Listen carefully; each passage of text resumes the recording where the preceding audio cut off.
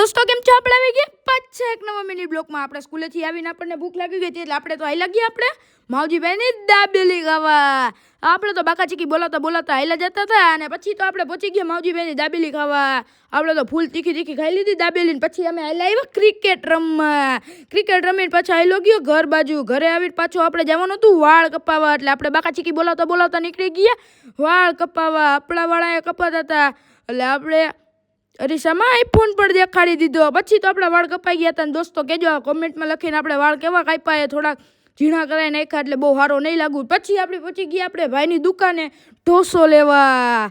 પછી તો અહીંયા આપણે પાર્ટી આપણી બનાવતી હતી ઢોસો અને પછી આપણે બાકા ચીકી બોલાવતા બોલાવતા નીકળી ગયા હતા ઘર બાજુ.